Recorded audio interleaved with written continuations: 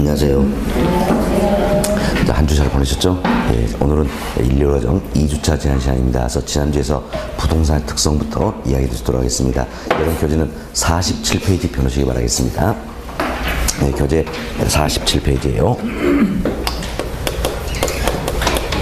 자, 저희들이 지난주에 부동산의 특성이다 를 크게 토지의 특성과 건물성 나눠서 설명드렸죠. 중요한 건 토지의 특성이다 라는 겁니다. 이때 자, 토지의 특성도 크게 두 가지로 나눴습니다. 하나는 토지의 자연적 특성이다라는 게 있습니다. 이때 토지의 자연적 특성은 토지 그 자체가 어때? 본래부터 지니는 특별한 성질이다 이런 말씀드렸죠. 따라서 본래부터 지니기 때문에 토지의 자연적성은 우리가 어때? 선천적인 특성이다. 또한 있는 그대로 물리적인 특성이다. 그리고 불변적인 특성이다. 이렇게 설명드렸습니다. 이와 같은 토지의 자연적성 여기도 여러 가지 종류가 있다는 이야기예요. 그 중에 우리 5가지를 이야기했습니다. 자, 먼저 토지는 있는 그대로 우리가 바라봤을 때 움직일 수 있다 없다 없다라는 이야기예요. 자, 이와 같은 특성을 우리가 부동성 이렇게 표현했죠. 또한 토지는 자연물로서 자, 물리적인 절대량을 우리 인간 힘으로 늘려볼 수 있어요 없어요? 없다라는 겁니다. 자, 이와 같은 특성을 우리 이제 부증성 이렇게 표현했습니다. 자, 다음 토지는 아무리 장해도 가치의 소모나 마음의 열이 없다는 이야기예요. 자, 이 특성을 영속성, 다음 토지는 모두가 다 다르다는 이야기예요. 물리적 측면에서 바라보면 모두가 다 다르다서 복수에 동일한 토지는 있을 수가 없다는 이야기지요. 자, 이와 특성을 개별성, 다음 토지는 또 다른 토지와 인접돼 있다, 연결돼 있다. 이 특성을 우리 이제 인접성 이렇게 이야기했습니다. 이외에도 여러 있지만 토지의 자연성 대표로 5가지 정리하시면 된다겠습니다. 다음 두 번째 토지의 인문적 특성이라는 게 있어요. 이때 인문적 특성이라는 것은 토지와 인간과의 관계에서 비롯되지는 즉 부동산 활동의 결로서 나타나는 특성이다라는 겁니다. 따라서 이는 사람 힘이 개입이 되기 때문에 후천적이다 할 수 있겠죠. 또한 인위적이다. 그리고 사람 힘이 개입이 되기 때문에 변할 수 있어요 없어요? 있다. 그래서 가변적인 특성이다라고 이야기 드렸죠. 그리고 토지의 자연적성이 불변적인 특성에 비해서 토지의 인문적성은 어때? 가변적인 특성이다. 비교되셨다 그랬습니다. 이것은 토지의 인문성 여기도 여러 가지 있다 그랬어요. 그 중에 우리 3가지 잘 이해하자 그랬습니다. 먼저 토지는 우리 인간에 의해서 여러 가지 용도로 쓸 수 있다. 자, 이 같은 특성을 우리가 용도의 다양성 이렇게 표현했죠. 자, 다음 두 번째 토지는 법률이 허용하는 범위 내에서 소유자의 의사에 따라서 자유롭게 분할되고 합병될 수 있다. 그래서 분할 합병의 가능성이 있다는 이야기예요. 이 특성을 줄여서 우리가 분합성 이렇게 표현했습니다. 다음 세 번째 토지의 사회적, 경제적, 행정적 위치는 변할 수 있어요 없어요? 있다는 겁니다. 사회적, 경제적, 행정적 위치는 변할 수 있다라는 거죠. 이걸 우리가 위치의 가변성이다 이렇게 표현했습니다. 이것도 여러 했지만 이 3가지 정도 잘 이해하시면 되겠다라는 거서 저희들이 지난주에 이었던 토지의 자연성, 토지의 인문성, 의의는 다 말씀드렸습니다. 말씀드렸고 부동성 관련해서는 파생의 특징 이 부분까지 다 설명드렸어요. 오늘은 부증성부터 말씀을 드리는데 우리 지난주에 이렇게 공부하기로 했습니다. 파생의 특징들이 굉장히 많기 때문에 다 외울 수는 없다라고 했습니다. 그래서 지문 하나하나를 보시면서 이 지문을 이해하고 이 중에 어떠한 특성과 관련이 있느냐 이걸 찾는 연습을 하자 이렇게 말씀을 드렸죠. 오늘도 마찬가지입니다. 이 같은 방법으로 수업을 진행해 주도록 하겠습니다. 자, 여러분 교재 47페이지 보세요. 47페이지는 2번 챕터 부증성이다 나와 있죠. 자, 부증성은 뭘 이야기합니까? 자, 토지는 자연물이라는 얘기예요. 그럼 자연물인 토지의 물리적인 절대량을 우리 인간 힘으로 늘려볼 수 있어요 없어요? 없다는 특성이지요. 없다. 따라서 생산이 됩니까 안 됩니까? 안 되죠. 그래서 과거에 뭐로 표현했어요? 비생산성이다 나와 있죠. 또한 물리적으로 양을 늘릴 수 없기 때문에 증가시킬 수 있어요 없어요? 없다. 그래서 비증가성 이렇게도 표현된다는 겁니다. 다음은 면적은 한계가 있다는 이야기지요. 왜? 양을 늘릴 수 없으니까 면적은 한계가 있다. 이런 의미에서 면적의 유한성. 다음 양을 늘릴 수 없으니까 수량은 고정돼 있다. 그래서 수량의 고정성. 이처럼 여러 가지로 표현된다는 겁니다. 그래서 우리 교재 3가지 들어있죠. 비생산성, 면적의 유한성, 수량의 고정성 이렇게 표현되게 된다는 겁니다. 자, 첫 번째로 보세요. 토지는 생산비를 투입해도 물리적 절대량을 증가시킬 수 없다는 이야기예요. 자, 이 같은 특성을 뭐라 합니까? 부증성 이렇게 표현한다라는 겁니다. 일단 여기까지 이해하시고 다음 설명을 좀 들어보시기 바라겠습니다. 흔히 우리가 이제 토지의 공급도 두 가지로 분류해볼 수가 있습니다. 지금 우리는 뭘 대상합니까? 토지를 대상하는 겁니다. 토지를 대상해서 토지의 공급도 두 가지로 분류해볼 수 있는데, 하나는 토지의 물리적 공급이라는 게 있습니다. 그리고 또 하나는 토지의 경제적 공급이다. 이때 경제 공급은 용도적 관점에서의 공급이다 이렇게 표현합니다. 토지의 공급을 물리적 공급과 경제적 공급으로 구분해 볼 수가 있다. 그래서 용어부터 정리해 두셔야 됩니다. 토지의 물리적 공급이라는 것은 절대량을 늘리는 걸 의미한다는 겁니다. 그러면 경제적 공급이라는 것은 이용도를 향상시켜서 의미하는 겁니다. 그리고 이용의 전환이다 이렇게 보시면 되겠습니다. 자, 우리 토지 한번 생각합시다. 토지는 자연물이라고 했죠. 자연물이 때문에 우리 인간의 힘에서 물리적인 절대량을 늘려볼 수 있어요, 없어요? 없다라는 이야기예요. 물리적인 절대량을 늘릴 수 없다. 그리고 토지의 물리적 공급은 가능합니까? 불가능합니까? 불가능하다라는 이야기. 이는 어떤 특성 때문입니까? 바로 부증성, 이 같은 특성 때문이다 이렇게 보시면 되겠어요. 이 부증성이란 특성으로 해서 토지의 물리적 공급은 어때? 불가능하다라는 이야기예요. 그렇다고 토지는 어떤 이용도는 향상시켜볼 수 있어요, 없어요? 있다는 이야기예요. 이용의 전환을 가져올 수 있다는 겁니다. 뭐 때문입니까? 바로 용도의 다양성이나 특성 때문이다 이렇게 보시면 되겠죠. 그래서 이제 토지는 용도가 다양하다는 이야기예요.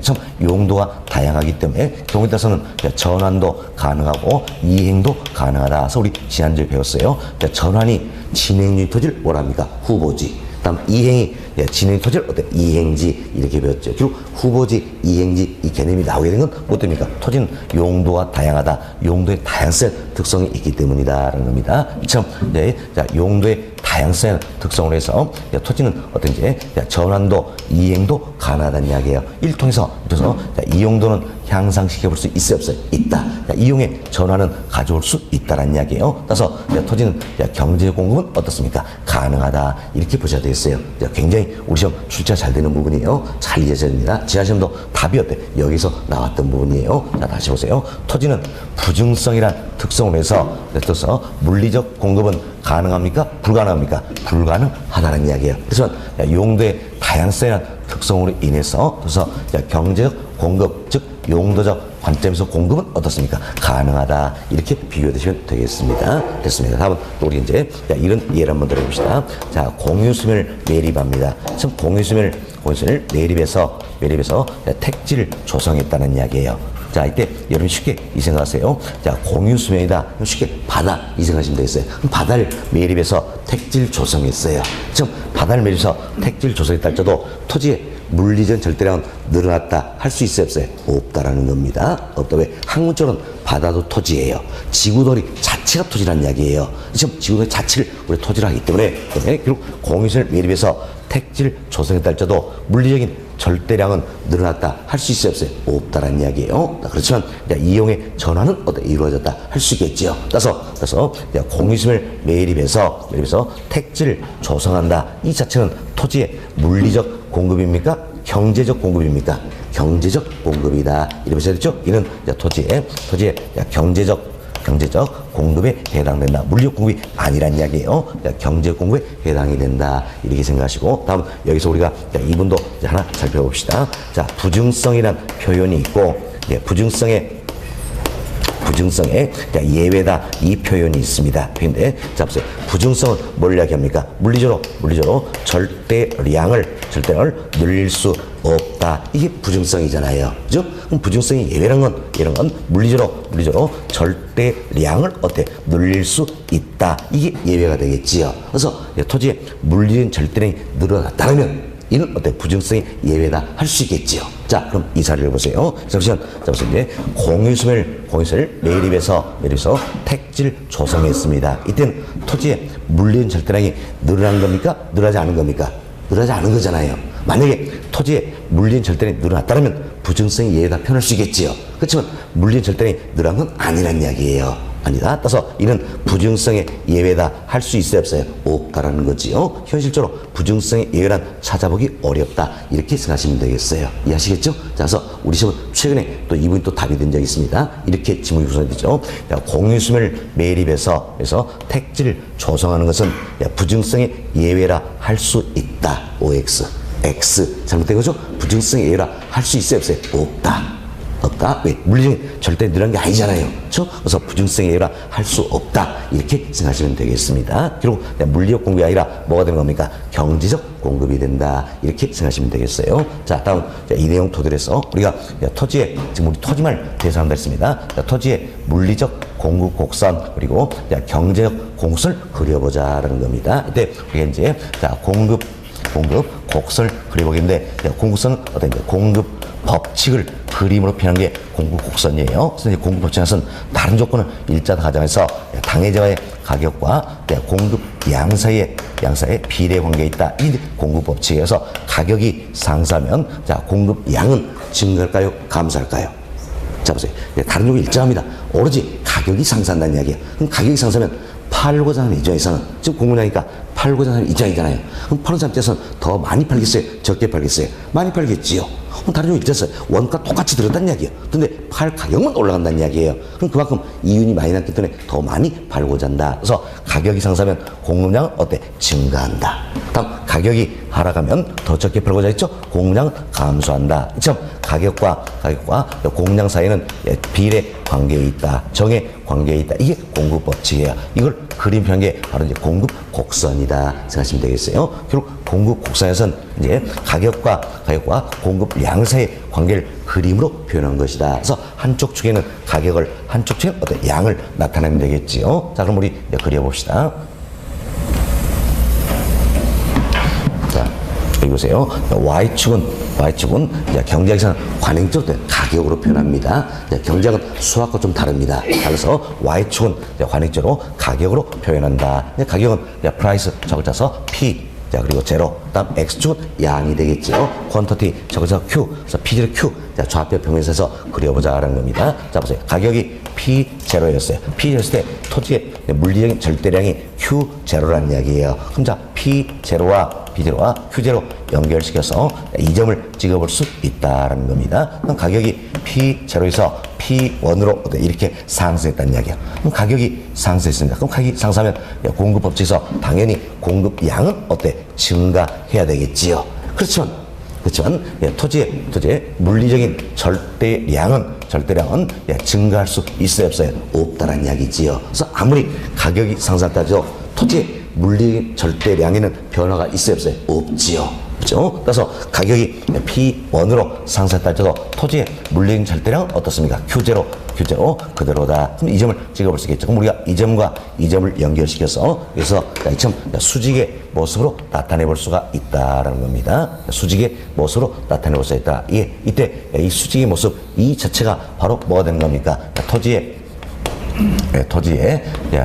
물리적 공곡선이 된다는 겁니다. 토지의 물리적 공곡선이 된다. 그럼 토지의 물리적 공곡선 이제는 어떤 모습입니까? 수직의 모습이다 할 수 있겠죠. 좀 수직의 모습이 되는 걸 우리 가격에 대해서 완전 비탄력적이다 이렇게 표현하는 겁니다. 다음 주에 더 자세히 배우겠죠. 완전 비탄을 표현하는 겁니다. 그럼 쉽게 우리가 이런 생각하자는 이야기예요. 여러분이 옷가에서 옷을 산다는 이야기. 옷을 할 때 잡아당겨 보잖아요. 잡아당길 때 옷이 많이 늘어나면 뭐라 표현합니까? 탄력적. 옷이 적게 늘어나면 어때? 비탄력적이다. 이런 표현하는 이야기. 마찬가지고 가격이 상승했을 때 공급량이 어때? 이처럼 많이 늘어나면 뭡니까? 탄력적. 이런 표현하겠죠. 공급량이 적게 늘어나면 어때? 비탄력적. 전혀 공급량이 어때? 늘어나지 않았잖아요. 이땐 뭐라고 합니까? 완전 비탄력적이다. 이렇게 표현된다는 겁니다. 그래서 완전 비탄력적이다. 이땐 어떻습니까? 양에는 전혀 변화 없으니까 곡선은 어때? 수직의 모습이 된다는 겁니다. 그렇죠? 토지의 물리적 공급선은 수직의 모습이다. 가격에서 완전 비탄력적이라는 이야기예요. 뭐 때문입니까? 바로 가격이 상승한다 할지라도 토지의 물리 절대량은 늘릴 수 있다 없다? 없다는 이야기예요. 없다. 바로 부증성이란 특성 때문이다. 이렇게 보시면 돼서 부증성이란 특성으로서 토지의 물리적 공급선은 수직 가격에 대해서 완전 비탄력적이다. 이렇게 생각하시면 되겠습니다. 다음은 우리가 토지의 경제적 공급선을 그려보자는 이야기예요. 그런데 자 보세요. 가격이 P0일 때 P0일 때 공량은 Q0다. 이 점 찍어볼 수 있겠죠. 가격이 P1으로 상승했어요. 그럼 가격이 상승하면 공량은 어때? 증가한다. 자 보세요. 경제적 공급은 어때? 가능하다 그랬지요. 가능하니까 공량 어때? 증가하겠지요. 그래서 Q0에서 Q1 이렇게 증가한다는 이야기예요. 그럼 자 P1과 Q1 연결시켜서 이 점을 찍어볼 수 있더라. 그럼 자, 이 점과 이 점을 연결해서 우리는 자, 이와 같은 공수로 나타내볼 수가 있다는 이야기예요. 이 공수선이 결국 뭡니까? 토지의 경제적 공급선이 된다. 이렇게 보시면 되겠어요. 토지의 경제적 공급선이다. 그럼 토지의 경제적 공급선 어떤 모습입니까? 우상향하는 모습이다. 할 수 있겠지요. 뭐 때문입니까? 바로 경제 공급이 가능하다. 어떤 성? 용도의 다양성이다. 그래서 이처럼 용도의 다양성이라는 특성으로 인해서 경제적 공급이 가능하기 때문에 토지의 경제 공급은 어떤 모습이? 우상향의 모습이다. 이렇게 생각하시면 되겠습니다. 좋습니다. 이렇게 해서 이 부분도 최근에 우리 시험에 이런 질문이 나왔죠. 토지는 용도의 다양성이라는 특성으로 인하여 우하향하는 공급선을 지니게 된다. OX. X 잘못된 거죠? 우하향입니까? 우상향입니까? 우상향이다. 이렇게 보셔야 되겠죠? 우상향이다. 이렇게 이해하시면 되겠어요. 그래서 이제 이 부분도 저희들이 수용호 편에서 한 번 또 반복해 드리도록 하겠습니다. 일단 여기까지 이해하시고 여러분 교재 다시 보겠습니다. 자, 여러분 교재 보세요. 자, 교재 보시면 자, 2번 챕터 두 번째 줄 중간점을 보세요. 중간점 보시면 자, 공유수면의 매립이나 택지 조성을 통하여 다소 증가시킬 수 있다는 이야기예요. 자, 이것은 토지의 물리적인 증가라기보다는 토지 자원의 이용의 전환층에서 파악해야 된다는 거죠. 결국 우리가 여기서 했던 공유수면을 매립해서 그래서 택지를 조성한다. 이는 토지의 물리적인 절대량이 늘어났다. 할 수 있어요, 없어요? 없다 그랬죠? 그래서 물리적 공급이 아니란 이야기예요. 바로 뭡니까? 이용의 전환이다. 할 수 있겠죠. 그래서 경제적 공급인 것이다. 이렇게 이해하시면 되겠습니다. 자, 이 내용이에요. 자, 다음은 동남이 2번 봅시다. 자, 파생 특징 되겠는데 동남이 2번 보세요. 동남이 보시면 자, 물리적 공선은 수직설되며 가격에 대해 완전 비탄력적이다. 자, 지금 토지의 물리적 공급선이 수직의 모습이다. 가격에 대해서 완전 비탄력적이라는 이건 뭐 때문입니까? 토지는 부증성이라는 특성이 있어서 물리적으로 절대량을 넣을 수 없기 때문이다. 결국 어떤 성? 부증성 관련된다. 이렇게 보시면 되겠습니다. 자, 다음 동남이 3번 내용 봅시다. 동남 3번은 여러분들이 이해하시면 되겠어요. 자, 이제 토지의 수요는 지속적으로 증가합니다. 그럼 수요는 증가인데 토지의 물리적 공급은 가능합니까? 불가능합니까? 불가능하다. 어떤 성? 부증성 때문이죠. 지금 수요는 지속적으로 증가인데 물리적 공급이 뒷받침이 안 된다는 이야기예요. 따라서 토지는 남아도입니까? 부족합니까? 부족하겠죠. 그래서 토지 부족 문제가 발생했고 토지가 부족할수록 어때? 지가는 상승하게 된다. 그래서 토지 부족 문제 지가 상승의 근본 원인이 된 건 결국 어디에 있습니까? 물리적 공급이 불가능하기 때문이다. 어떤 성? 부증성 관련된다. 이렇게 이해하시면 되겠습니다. 그래서 동네 3번 보세요.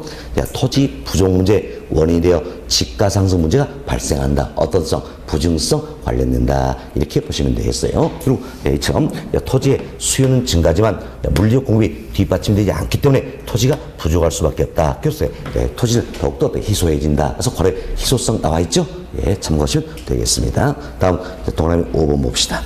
5번 보시면 자, 토지의 집약적 이용을 가져온다. 했는데 이건 이래서 합시다. 토지는 물리적으로 절대량을 늘릴 수 있어요, 없어요? 없죠? 한정이 돼 있다는 이야기예요. 그럼 한정이 돼 있기 때문에 한정 토지를 어때? 효율적으로 이용하기 위해서는 토지를 집약적으로 이용해야 될까요? 조방적으로 이용해야 될까요? 집약적으로 이용하게 된다라는 겁니다. 그럼 토지를 좀 집약적으로 이용할수록 건물은 어떻습니까? 고층화, 입체가 된다. 이렇게 보시면 되겠어요. 그래서 동그라미 5번 토지의 집약적 이용을 가져온다. 이도 어떤 성 때문입니까? 부증성 때문이다. 이렇게 이해하시면 되겠어요. 그래서 이 지문은 또 우리 시험 이렇게 출제가 잘 됩니다. 토지는 부증성으로 인하여 조방화되는 경향이 있다. OX. X 잘못되어 있죠. 부증성 이로해서 토지 이용은 조방화되는 겁니까? 집약화되는 겁니까? 집약화된다. 이렇게 보시면 되겠어요. 참고로 조방화다. 이건 뭡니까? 넓게 쓴다냐, 넓게 쓴다.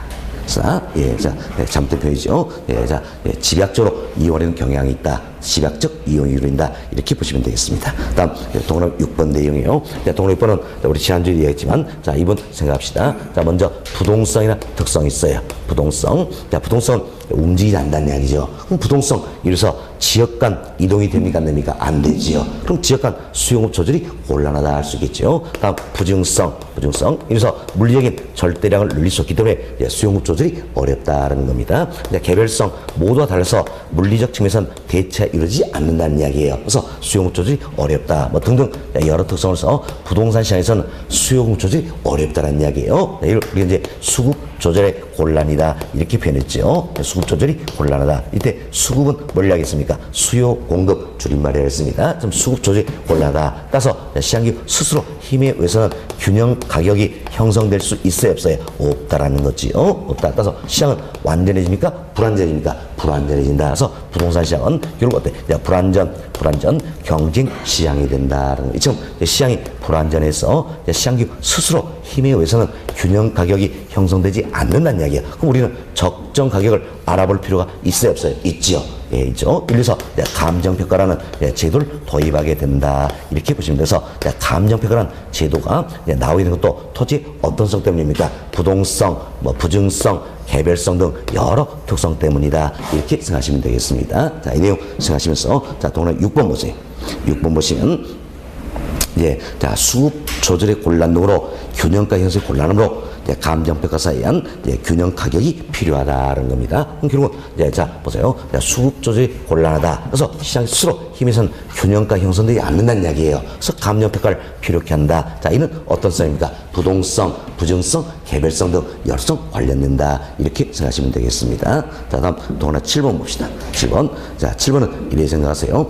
토지는 물리로 절대량을 늘릴 수 없다는 이야기예요. 한정이 돼 있죠? 그럼 한정된 이 토지를 서로 이용을 하고자 한다는 이야기예요. 자, 그럼 공급자 경쟁이 심할까요? 수요자 경쟁이 더 심할까요? 수요자 경쟁이 더 심하다는 이야기예요. 자, 그래서 동그라미 7번. 공급 능력의 한계로 수요자 경쟁을 일으킨다. 이도 물리로 절대로 늘릴 수 없기 때문이지요. 한정이 돼 있다. 어떤 성? 부증성 관련된다. 이렇게 이해하시면 되겠습니다. 됐습니다. 자, 이 정도 보시기 바라겠고 다음 페이지로 넘어갑니다. 다음 페이지 보시면 세 번째부터 영속성이다. 소개도인데 자, 이 부분이에요. 영속성은 아무리 상해도 가치 소모나 마멜이 없다. 이 같은 특성을 말했습니다. 그래서 이제 다른 말로 소모가 되지 않는다. 이런 측면에서 뭐로 표현합니까? 비소모성이다. 그래서 괄호 보세요. 비소모성 들어있죠? 또한 변치 않는다 해서 불변성. 결코 파괴되지 않는다. 이런 측면에서 불개성. 또 오래 쓸 수 있다. 그래서 이제 내구성. 자, 이처럼 다양하게 표현이 되고 있다는 겁니다. 그래서 우리 교재도 제가 말씀 내용 중에 세 가지 들어있죠. 불변성, 비소모성, 불개성. 불개성. 이렇게 표현된다는 겁니다. 자, 첫 번째 중간점 보세요. 시간의 경과나 사용으로 인하여 마멸되거나 소모되지 않는다는 이야기예요. 자, 이 같은 특성을 뭐랍니까? 영속성. 이렇게 표현한다는 겁니다. 표현한다. 이렇게 보시면 되겠습니다. 자, 다음은 이제 여기 보세요. 이제 우리가 먼저 이부터 한번 살펴봅시다. 자, 감가 요인이라는 게 있어요. 감가 요인. 자, 감가는 뭡니까? 가치를 떨어뜨린 요인이라는 이야기예요. 가치를 떨어뜨린 요인이다라는 겁니다. 하여튼 감가 요인도 크게 네 가지가 있습니다. 자, 먼저 자, 용어 정리를 합시다. 물리적 감가 요인이라는 게 있고, 다음은 기능적 감가 요인, 그리고 경제적 감가 요인, 법률적 감가 요인, 네 가지가 있다라는 겁니다. 자, 이때 먼저 이제 물리적 감가 요인이에요. 그럼 물리적 감가 요인은 대상자산의 물리적 상태가 악화된다는 이야기예요. 물리적 상태가 악화된다는 겁니다. 그래서 가치 손실이 발생한다는 이야기예요. 그럼 어때? 감가의 대상이 된다 할 수 있겠죠. 이때 적용된 게 물리적 감가 요인이다. 이렇게 보시면 되겠습니다. 다음 기능적 감가는 대상자산 자체적으로 제 기능을 다 하지 못하더라는 이야기예요. 그래서 기능의 진부와 진부와 자, 이로 인해서 그래서 가손실이 발생한다라는 겁니다. 그때 감가의 대상이 되겠죠. 이때 적용된 게 기능적 감가 요인이다라는 겁니다. 다음 경제적 감가는 대상상과 하등에 관련이 없어요. 외부 요인과 맞지 않아서 가치 손실이 발생 경우다라는 겁니다. 이처럼 외부 요인과 맞지 않아서 가치의 손실이 발생하는 경우를 말한다라는 겁니다. 다음 법률적 감가에서는 권리에 하자가 있다는 이야기예요. 자, 이로 인해서 가치의 손실이 발생한다. 그럼 감가의 대상이 되겠죠. 이때 적용된 게 법률적 감가 요인이다. 그래서 우리는 용어 정의를 다 했습니다. 자, 이노트에서 우리 토지를 한번 살펴보자는 이야기예요. 토지는 아무리 상해도 가치의 소모나 마멸이 없다는 이야기예요. 따라서 물리적 상태가 악화될 만한 이유가 있어요, 없어요? 없잖아요. 그렇죠? 물리적 상태가 악화될 수가 없다는 이야기예요. 왜? 아무리 생각해도 가치 소모나 마멸이 있기 때문에. 따라서 토지에는 물리적 감가는 적용이 된다, 안 된다? 안 된다는 거예요. 자, 이는 어떤 성 때문입니까? 영속성 때문에 할 수 있겠죠. 참, 영속성이란 특성을 해서 토지는 아무리 생각해도 가치의 소모나 마멸이 없다는 이야기예요. 그래서 물리적 상태가 악화될 만한 이유가 없다라는 겁니다. 따라서 토지의 물리적 감가는 적용이 된다, 안 된다? 안 된다는 거예요. 지금 토지만 이야기하는 겁니다. 안 된다. 자, 다음은 우리 이런 예를 한번 들어봅시다. 자, 이제 여기에 이와 같은 건물이 있고요. 그리고 여기에 이제 토지, 부지가 있다는 겁니다. 이때 벌써 이제 부지 면적은 넓습니다. 그러나 건물의 건축 면적이 지나치게 좁다는 이야기예요. 그럼 이때는 토지와 건물이 어울립니까? 어울리지 않습니까? 어울리지 않는다 할 수 있겠죠. 그럼 이 토지가 제 기능을 다하고 있다 할 수 있어요, 없어요? 없잖아요. 그래서 이 토지의 가치가 어때? 떨어지게 된다는 이야기예요. 지금 제 기능을 다하지 못해서 가치 손실이 온다. 이게 바로 뭡니까? 기능의 진보로 인한 가치 손실이다. 그럼 토지할 때도 기능적 감가는 적용이 됩니까? 안 됩니까? 된다는 거죠. 된다. 다음 보세요. 이제 이 토지가 주거 용도로 쓰이고 있다는 이야기야. 그럼 주거 용도로 쓰이고 있는데 인근에 쓰레기 소각장이 하나 들어섭니다. 자, 이로 인해서 주거용으로 어때? 이 토지의 가치는 어때? 떨어질 수 있어요, 없어요? 있죠. 왜? 환경이 악화됐으니까. 떨어질 수가 있다는 이야기예요. 그럼 얘는 이 토지 자체의 문제입니까? 외부 요인한 겁니까? 외부 요인한 것이다. 라는 겁니다. 이처럼 외부 요인에 의해서 가손실이 발생할 수 있어요, 없어요? 있지요. 그래서 토지도 경제적 감가도 적용이 된다는 이야기예요. 다음, 이 토지에 권리의 하자가 있다는 이야기예요. 이때는 가손실이 발생하겠죠? 따라서 법률적 감가도 적용이 된다는 겁니다. 지금 토지는 영속성이란 특성으로 인해서 물리적 감가는 적용 대상에서 배제된다. 물리적 감가는 적용되지 않는다는 이야기예요. 그 자체도 토지의 기능적 감가, 경제적 감가, 법률적 감가는 어떻습니까? 적용 대상이 되고 있다. 이렇게 이해하시면 되겠습니다. 결국 영속성의 특성에서 물리적 감가 이 자체가 적용되지 않는다. 이렇게 이해하시면 되겠어요. 자, 이 내용 하시면서 파생 특징 하나씩 살펴드립니다. 동그라미 1번 보세요. 동그라미 부동산 활동에 장기적 배려가 요구된다는 겁니다. 그리고 부동산 활동 어때? 장기적으로 이루어진다는 이야기예요. 뭐 때문에? 부동산 오래 쓸 수 있다. 어떤 성? 영속성의 특성이 있기 때문이다. 이렇게 이해하시면 되겠습니다. 다음 동그라미 2번 보세요. 물리적 측면의 불변성을 말하므로 물리로 감가상각이 배제된다. 우리 설명드렸죠. 물리적 측면에서는 감가가 적용이 된다, 안 된다? 안 된다는 이야기예요. 이는 어떤 성 때문입니까? 영속성 특성 때문이다. 이렇게 이해하시면 되겠죠. 자, 다음은 동그라미 3번 봅시다. 동그라미 3번은 이렇게 생각하세요. 내가 땅을 가지고 있다는 이야기예요. 땅을 가지면 나는 어떻습니까? 땅을 가지니까 소유 이익을 얻는다 할 수 있겠지요. 그렇지만 내 땅을 빌려 쓴 사람은 사용 이익을 얻을 수 있어요, 없어요? 있지요. 지금 소유 이익과 사용 이익을 분리시켜서 타인으로 하여금 이용을 가능하게 한다는 이야기예요. 결국 뭡니까? 임대차가 이루어진다 할 수 있겠죠. 뭐 때문입니까? 바로 오래 쓸 수 있기 때문이라는 이야기. 사과처럼 먹어버리면 그만이면 돈 받고 빌릴 수 있어요, 없어요? 없죠? 그렇지만 오래 쓸 수 있기 때문에 임대차가 이루어질 수 있다라는 겁니다. 자, 이는 영속성 특성 때문이지요. 그래서 소유이익과 사용이익을 분리시켜서 타인하여금 이용을 가능한다는 이야기예요. 그리고 임대차 시장이 발달은 근거가 된다. 모두가 어떤 성? 영속성 관련된 것이다. 이렇게 생각하시면 되겠습니다. 자, 그래서 3번 보세요. 토지의 소유이익과 이용이익, 즉 사용이익이지요. 분리시켜 타인하여금 이용을 가능한다. 따라서 임대차 시장이 발달하는 근거가 된다. 어떤 셈입니까? 영속성 관련된다. 이렇게 보시면 되겠습니다. 다음 동그라미 5번 봅시다. 5번. 자, 소모를 전제하는 이론이나 사고방식은 토지에 해당되지 않는다는 이야기예요. 왜 그럴까요? 소모가 된다 안 된다? 안 되기 때문이죠. 그럼 소모가 안 되기 때문에 소모를 전제하는 재생산 이론 이건 적용할 수 없다는 이야기예요. 결국 소모가 되지 않는다. 어떤 셈입니까? 영속성 관련된다. 이렇게 생각하시면 되겠죠. 다음 동그라미 6번. 부동산 관리에 우위를 크게 한다는 이야기예요. 뭐입니까? 오래 쓸 수 있기 때문에 관리가 이룰 수 있어야 되겠지요. 영속성 관련된다. 동그라미 7번. 가치 보존력이 우수하다. 뭐 때문에 오래 쓸 수 있기 때문에 영속성 때문이지요. 됐습니다. 자, 이렇게 해서 저희들이 이제 영속성 관련된 파생의 특징도 살펴드렸어요. 살펴드렸고, 다음은 우측 페이지 한번 봅시다. 49페이지입니다. 49페이지 보시면 예제가 나와 있죠. 3번 한번 풀어봅시다. 3번. 토지의 자연성 중 영속성의 설명으로 옳은 것을 모두 고른 것은 이래 있지요. 사실 이런 문제들 굉장히 어려운 문제들이에요. 그러나 우리만의 비법으로 문제를 풀어보려면 아주 빨리 풀 수 있다 그랬습니다. 자, 먼저 기억본 보세요. 기억본. 이렇게 보시면 토지의 집약적 이용과 토지 부족 문제의 근거가 된다 나와 있죠. 뭐 때문에 토지를 집약해서 이용할 것인가? 뭐 때문입니까? 토지는 물리로 절대로 늘릴 수 없어 한정된 자원이기 때문이다. 자, 이는 어떤 성입니까? 부증성. 관련됐죠? 다음, 토지 부족 문제의 근거가 되죠. 토지 부족 문제의 근거가 되는 것도 결국 물리적 공급이 불가능하다. 어떤 성입니까? 부증성.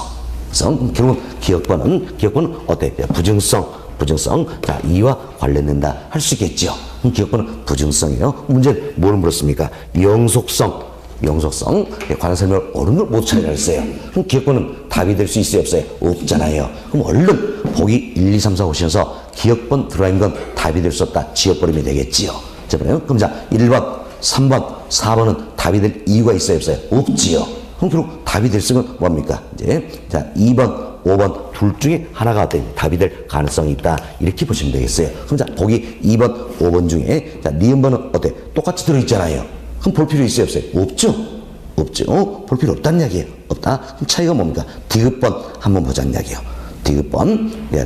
자, 디귿번. 박스의 디귿번 먼저 봅시다.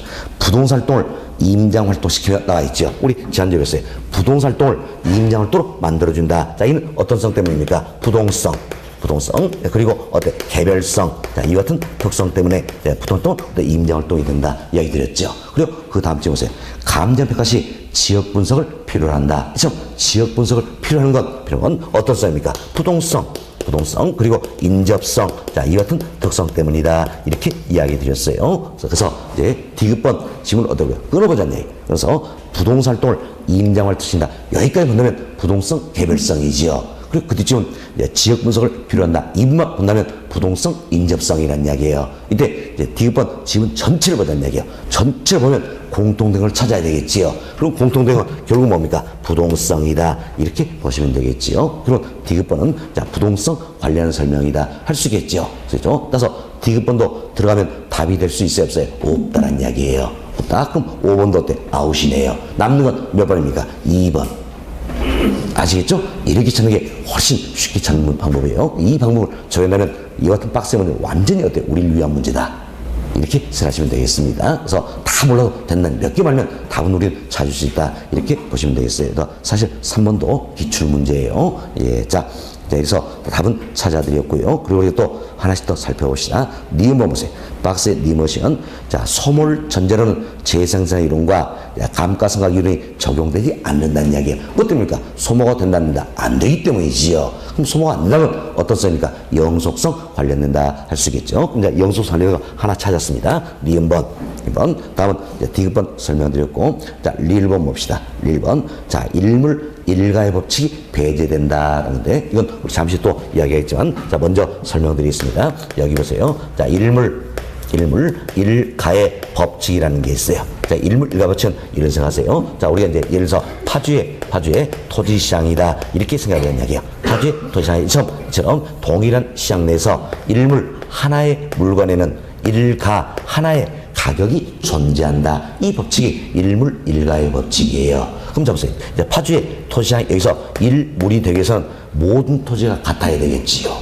그러나 파주의 토지시장의 토지랄저 모든 토지가 같다라고 할 수 있어요, 없어요? 없잖아요. 그럼 일물 성립이 안 되네요. 다음 일가 하나의 가격이다. 하나의 가격에 대해서는 파주의 토지시장의 모든 토지의 단위밀당 가격이 같아야 되겠지요. 그러나 파주의 모든 토지의 단위밀당 가격이 다 같습니까? 아니잖아요. 그죠? 그럼 일가 성립되지 않는다는 이야기예요. 결국 부동산 시장에서는 일물 일가의 법칙이 성립이 됩니까? 안 됩니까? 안 된다는 이야기예요.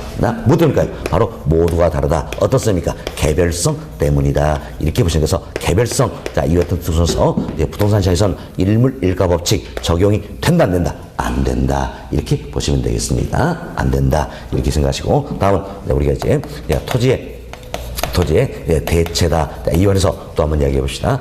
토지의 대체다. 크게 우리가 두 가지로 설명할 수 있는데, 자, 토지의 물리적 대체라는 게 있습니다. 물리적 대체. 그리고 토지의 경제적 대체라는 게 있어요. 자, 이는 용도적 관점에서 대체다 생각하시고, 우리가 예를 한번 들어봅시다. 자, 여기에 주거지역이 있습니다. 주거적. 이게 지금 이제 주거적이 있다는 이야기야. 그럼 주거적인데 나는 A라는 이 땅 위에 내 집을 지어도 좋고 B라는 이 땅 위에 내 집을 지어도 좋다는 이야기예요. 그럼 자, 어때? 이제 자, A도 좋고 B도 좋다는 이야기예요. 그럼 집을 짓기 위한 땅으로서는 A와 B가 어때? 대체가 됩니까? 안 됩니까? 되죠. 어디 집 지어도 좋으니까. 그럼 결국은 경제적 측면에서, 즉 용도적 관점에서 대체는 어떻습니까? 가능하다는 이야기예요. 뭐 때문에? 인접되기 때문이다. 인접성이나 특성 때문이다. 합니다. 그렇지만 자, 우리가 물리적 측면에서 바라보자는 이야기예요. 그럼 물리적 측면에서 대체가 될 수 있을까? 제가 자, 물리적 대체와 이루어서는 둘이 똑같아야 된다는 이야기예요. 똑같아야, 있는 것도 똑같아야 대체가 되겠죠? 그렇지만 한번 생각해보세요. 자, 이 A란 이 토지와 B란 토지는 있는 것을 바라보면 똑같다고 할 수 있어요, 없어요? 없잖아요. 그래서 물리적 대체는 가능합니까? 불가능합니까? 불가능하다. 이는 어떤 성 때문에? 개별성이란 특성 때문이다라는 겁니다. 자, 이처럼 토지는 인접성이란 특성으로서 경제적 측면에서, 즉 용도적 관점에서 대체는 가능하다는 이야기예요. 그러나 개별성의 특성으로 인해서 어떤 물리적 대체는 어떻습니까? 불가능하다라는 겁니다. 따라서 토지는 완전한 대체 관계가 성립될 수 있어요, 없어요? 없다. 이렇게 생각하시면 되겠습니다. 왜? 개별성이나 특성에서 물리적 대체가 불가능하기 때문이다라는 겁니다. 자, 이 내용 생각하시면서 자, 1번 한번 봅시다. 1번은 자, 일물 일가의 법칙이 배제되며 어떤 성입니까? 개별성. 다음 토지시장에서 상품한 완전한 대체가 제약된다는 이야기예요. 뭐 때문에? 개별성이나 특성에서 물리적 대체가 불가능하기 때문이다. 할 수 있겠죠. 따라서 1번은 어떤 점입니까? 개별성 관련된 내용이다라는 겁니다. 다음 미음번 보세요. 부동산 활동을 장기 배려하게 하며 자, 뭐 때문입니까? 오래 쓸 수 있다. 영속성 때문에 활동이 장기적으로 이루어진다. 그야겠죠. 다음 토지의 가치 보존적으로 우수하게 된다는 이야기. 뭐 때문에? 영속성. 아무리 생각해도 가치성이나 마매력이기 때문이다. 따라서 미음번은 어떻습니까? 영속성 관련된다 할 수 있겠지요. 영속 관련된다. 그럼 결국 영속성 관련된 건 다 찾았네요. 뭡니까? 니은, 미음이다. 답은 몇 번이에요? 2번. 이렇게 보시면 되겠습니다. 됐습니다. 다음 문제 4번 한번 보시죠. 문제 4번. 다음에 파생 현상을 모두 발생시키는 토지의 특성은 얘도 있죠. 자, 첫 번째 내용입니다. 첫 번째는 우리가 이런 생각합시다. 자, 부동산 투자는 크게 3단계 관점으로 이루어진다는 겁니다. 근데 먼저 취득입니다. 취득. 그리고 운용이라는 과정이 있다는 이야기예요. 대표적인 게 임대업이다 할 수 있겠죠. 그래서 임대용 부동산을 취득해서 임대업이란 운용의 과정을 치고 처분을 하게 된다는 겁니다. 따라서 이 운용이란 과정이 내포가 되기 때문에 투자는 단기적으로 이루어집니까? 장기적으로 이루어집니까? 장기 이루어진다는 겁니다. 그래서 이제 장기 투자로 투자가 이루어진다 할 수 있겠지요. 자, 결국 운용의 과정이 내포된 것도 뭐 때문입니까? 임대업이 가능하기 때문이다. 이는 어떤 성? 영속성 때문이지요. 다음 이처럼 내가 운용의 과정을 통해서 이득을 얻어볼 수 있어요, 없어요? 있지요. 이때 얻을 수 있는 이득을 우리가 이제 소득 이득이다 이렇게 표현합니다. 대표로 임대료 들어볼 수 있겠지요. 다음 처분의 과정을 통해서 이득을 얻어볼 수 있어요, 없어요? 있지요. 이걸 자본 이득이다 이렇게 이야기하는 겁니다. 매매 차익, 양도 차익이 되겠다는 이야기예요. 결국 부동산 투자 일 통해서 자본 이득뿐만이 아니라 뿐 아니라 소득 이득까지도 얻어볼 수가 있다는 이야기예요. 있다. 뭐 때문입니까? 바로 임대업 운용의 과정이 내포되기 때문이다. 자, 이는 어떤 성 때문입니까? 영속성 때문이다. 이렇게 생각하시면 되겠습니다. 그래서 자, 첫 번째 보세요. 자, 소유함으로써 생기는 자본이익과 자본이익이 여기는 뭡니까? 자본이득 이 부분이 되겠지요. 자, 다음 이용하여 생기는 운용이익을 발생시킨다. 운용이익이 바로 뭡니까? 소득이득이다. 할 수 있겠지요. 그럼 어떤 성 관련되어 있어요? 영속성 관련되어 있다. 할 수 있겠지요. 자, 다음 그 아래점 봅시다. 가격이 하락해도 소모되지 않기 때문에 차후에 가격 상승을 기대하여 매각을 미룰 수가 있다는 이야기예요. 자, 보세요. 소모되지 않는다는 이야기죠. 어떤 성 때문입니까? 영속성 때문이다라는 겁니다. 다음 관리의 중요성을 강조한다. 왜? 오래 쓸 수 있다. 영속성 때문이죠. 결국은 4번은 어떤 성 관련됐습니까? 영속성. 답은 몇 번이에요? 4번. 이렇게 자시면 되겠습니다. 이도 기출문제였어요. 우리 어렵지 않았습니다. 자, 이런 문제 풀어드리고요. 다음은 50페이지로 넘어갑니다. 50페이지는 네 번째부터 개별성이다 소개되는데, 개별성은 어떻습니까? 모두가 다르다. 복수의 동일한 토지는 있을 수 없다. 자, 이와 특성을 의미한다는 겁니다. 그래서 우리가 다른 말로 모두가 다 다르기 때문에 물리적 측면에서는 대체가 됩니까? 안 됩니까? 안 되죠. 그래서 비대체성 또한 비동질성, 이질성 이렇게도 표현되고 있다. 바로 나와 있는 내용이지요. 다음 첫 번째 봅시다. 자, 물리적으로 동일한 토지는 오직 하나뿐이라는 특성이다. 그리고 복수의 동일한 토지는 있을 수 있다 없다? 없다라는 이야기요. 모두가 다르다. 이 특성을 뭐랍니까? 개별성 이렇게 표현한다라는 겁니다. 다음 돈의 1번 관련돼서 우리가 이렇게 생각해 봅시다. 지난주에도 또 이분도 말씀 내용이에요. 자, 여기 보세요. 보시면 자, 부동산 활동이나 부동산 현상 이 자체는 어떻습니까?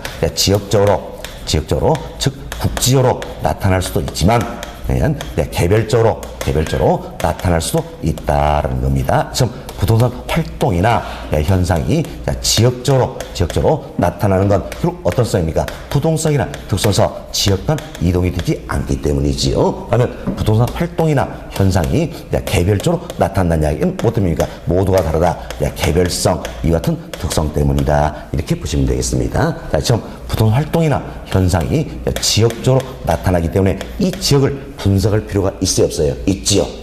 그러면 자, 부동성 이 특성에서 활동이나 현상이 지역적으로 나타나기 때문에 이 지역을 분석할 필요가 있더라서 지역 분석을 필요해 한다라는 겁니다. 다음 개별성이라는 특성에서 부동산 활동이나 현상은 개별적으로 나타난다는 이야기예요. 그럼 개별적으로 나타나기 때문에 토지마다 분석할 필요가 있어요, 없어요? 있죠? 그래서 개별 분석을 필요해 한다. 이렇게 보시면 되겠습니다. 개별 분석 필요해 한다. 자, 일단 여기까지 정리하고 다음 여러분 교재 봅시다. 이제 동그라미 1번입니다. 동그라미 1번 토지의 가격이나 수익 등을 개별화 구체화시킨다는 이야기예요. 자, 보세요. 토지마다 단위당 가격도 다를 수가 있다는 이야기예요. 또 수익을 발생의 정도 다를 수가 있다는 이야기예요. 그럼 부동산 현상이 개별적으로 나타난다 할 수 있겠죠. 어떤 성입니까? 개별성 관련된다. 이렇게 이해하시면 되겠습니다. 동그라미 2번 부동산의 비교를 어렵게 한다는 이야기. 왜? 모두가 다르기 때문에 개별성 관련되죠. 동그라미 3번 부동산 현상을 개별하는 이론적인 근거가 된다. 자, 보세요. 부동산 현상 이 자체도 개별화된다. 이는 어떤 성 때문입니까? 개별성, 이 특성 때문이다라는 겁니다. 자, 지금 모두가 다 다르기 때문에 부동산에 있어서 원리의 도출이나 이론의 전개가 어렵다는 이야기예요. 자, 보세요. 모두가 다 다르다는 이야기. 그래서 하나의 법칙을 만드는 게 쉽습니까? 어렵습니까? 어렵다. 이렇게 개별성 관련된다 생각하시면 되겠습니다. 다음 6번 보세요. 이것은 부동산 활동이나 현상을 개별화시킨다. 자, 설명했죠? 활동, 현상을 개별화시킨다. 어떤 성? 개별성 관련된다 생각하시고 그 다음 주 보세요. 감정평가를 통해 개별 분석이 요구된다. 지금 개별 분석을 필요해 하는 또 결국 어떤 성입니까? 개별성 관련된다. 이렇게 보시면 되겠습니다. 다음 동그라미 7번. 자, 일물 일가의 법칙 적용을 배제시킨다. 이미 설명드렸죠? 자, 일물 일가의 법칙 부동산 시장에서는 적용이 된다, 안 된다? 안 된다는 이야기예요. 뭐 때문에? 개별성의 특성 때문이다라는 거죠. 동그라미 8번. 자, 동그라미 8번 보시면 표준지다. 이 표현이 나옵니다. 표준지. 이 표현인데 편지는 표준이 되는 땅이에요. 자, 쉽게 이상합시다. 전국에 수많은 필지가 있다는 이야기. 이 중에 가장 대표된 땅이 있다는 이야기예요. 이걸 우리가 때 표준지 이렇게 표현하는 겁니다. 그럼 자, 지금 표준지를 찾는 게 쉽습니까? 그렇습니까? 어렵다는 이야기예요. 왜? 모두가 다 다르기 때문에 대표 땅 표준지를 선정하도 쉬운 일은 아니다라는 겁니다. 그래서 동그라미 8번 표준지 선정을 어렵게 한다. 이거 어떤 성이니까 개별성 관련된다. 이렇게 이해하시면 되겠습니다. 자, 다음 이제 5번 챕터입니다. 자, 5번은 인접성이다 소개되는데, 자, 인접성은 다른 말로 어떤 우리가 연결성 또는 어떻습니까? 이제 연속성 이렇게도 표현되는 겁니다. 연속성, 자, 연속되어 있다. 이런 이야기죠. 연속되어 있다는 이야기 뭐예요? 연결되어 있다, 인접되어 있다. 그래서 연속성 이렇게 표현해서 여러분들이 이거 잘 구분하셔야 돼요. 영속성과 연속성 어머니 다른 말이지요. 영속성 뭡니까? 아무리 생각해도 가치소나 마멸이 없다. 이 특성이죠. 그러면 연속성 어때? 연속되어 있다. 그래서 이제 인접성을 의미하는 것이다. 이렇게 보시면 되겠어요. 자, 됐으면서 여러분 교재에 연결성 나와 있죠? 또 다른 표현으로 연속성 이렇게도 표현할 수 있다. 그래서 우리 시험에서도 연속성 이 표현은 나온 적이 있어요. 이제 말씀을 좀 드렸습니다. 자, 첫 번째 중간점 보세요. 중간점 보시면, 자, 각각의 토지는 그 옆 토지와 인접한다는 특성이다. 이것을 뭐랍니까? 인접성 이렇게 표현하는 거지요. 자, 다음 우리가 이제 또 이 예를 한번 들어봅시다. 지난주에도 저희 또 말씀드린 내용인데, 자, 여기 보세요. 여기 보시면 여기에 주거지역이 있습니다. 주거지에 있다는 이야기. 그럼 이 주거적인 이 토지는 외적인 요인에서 가치에 이렇게 영향을 받을 수 있어요, 없어요? 있지요. 외적에서 같이 영향을 받는다. 이걸 그래서 우리가 뭐라 했습니까? 외부 효과 이렇게 하겠죠. 근데 외부 효과는 크게 두 가지가 있다. 외적인 여기서 긍정적인 영향을 받는 경우겠죠. 이걸 뭐라 했습니까? 정의 외부 효과다. 또는 어때? 외부 경제 이렇게 표현했죠. 다음 외적인 여기서 부정적인 영향을 받는다는 이야기예요. 이걸 해서 어때? 부의 외부 효과다, 외부 불경제다 이렇게 표현을 했습니다. 네, 처음 외부 효과에도 크게 두 가지가 있다. 정의 외부 효과, 외부 경제라는 거, 부의 외부 효과, 외부 불경제다 두 가지인데, 그럼 이제 하여튼 외부 효과는 없어서 관련될 것인가? 자, 보세요. 이 토지는 움직이지 않기 때문에 외쪽에서 영향을 받겠지요. 그래서 어때? 부동성. 또 인접돼 있으니까 영향을 받는다. 어떤 인접성. 자, 이 같은 특성 관련된다. 그래서 외부효과는 토지 어떤 성이니까 부동성, 인접성과 관련이 있다 생각하시고, 자, 우리 시험에 또 이런 이야기가 나왔습니다. 자, 부의 외부효과는 개별성과 밀접한 관련이 있다. OX, X 잘못돼 있죠. 부의 외부효과도 외부효과잖아요. 그럼 어떤 성입니까? 부동성, 인접성과 관련이 있다. 이렇게 보셔야 되겠지요. 처럼 자, 이 토지는 외적인 요인부터 영향을 받는다는 이야기에 따라서 우리가 이 토지의 가치를 평가하고자 할 때는 자, 이 외적에서 어떤 영향을 받는가 살펴볼 필요가 있어요, 없어요? 있죠. 그래서 이 토지가 속해 있는 이 지역을 어때? 분석할 필요가 있다는 겁니다. 결국 부동성, 인접성, 자, 이와 같은 특성으로서 어때? 지역 분석을 필요케 한다 할 수 있겠죠. 그래서 지역 분석을 필요케 하는 건 부동성뿐만이 아니라 인접성도 있다 이렇게 생각하시면 되겠어요. 됐습니다. 자, 이제 우리 교재 두 번째 줄 중간점 보세요. 두 번째 줄 중간점 보시면, 따라서 특정 토지의 개발과 사용은 인근 토지에 커다란 영향을 미치므로 외부 경제 및 외부 불경제와 밀접한 관계가 있다. 그렇죠? 지금 외부 경제, 외부 불경제 두 개를 모아서 뭐랍니까? 외부 효과. 이와 밀접한 관련이 있다. 어떤 성입니까? 부동성, 인접성이다. 이렇게 생각하시면 되겠죠. 자, 다음 이제 파생 특징 동그라미 4번 봅시다. 자, 가격 형성에서 인접 토지의 영향을 받게 되겠죠. 그래서 지역 분석을 필요하시킨다. 즉, 지역 분석을 필요로 하는 것도 어떤 성입니까? 부동성, 인접성 관련된다 생각하시면 되겠죠. 다음 동그라미 6번.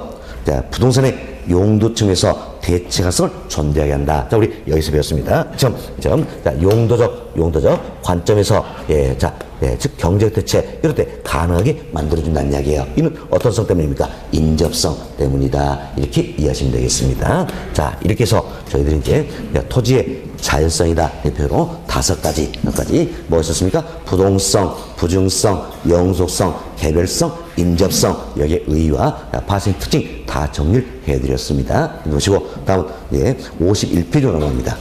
자, 51페이지 보시면, 자, 2절 토지의 인문적성이다 소개되고 있죠. 자, 여기는 2절 통째로 해서 별표 2개 해놓으시기 바라겠습니다. 2절 그 앞에다가 별표 2개 해놓자라는 겁니다. 그럼 별표 2개 의미가 뭡니까? 바로 2절 인문성 이것은 최근 5개월 동안 표현했던 두 문제 연관돼서 출제되었다 이런 의미라 그랬습니다. 네, 별표 2개 놓으시고요. 자, 네, 첫 번째로 보세요. 첫 번째는 자, 토지의 인문적성은 토지와 인간과의 관계가 성립됨에 따라 나타나는 특성이다. 그래서 우리가 여기서 토지와 인간과의 관계에서 비롯된 특별한 성질, 특성을 말한다 그랬지요. 그리고 그 아래줄 중간쯤 보세요. 중간쯤에서 후천적, 가변적이다 나와있죠? 그래서 설명드렸어요. 후천적이고도 가변적인 특성이다. 이렇게 보시면 되겠습니다. 다음 1번 챕터 봅시다.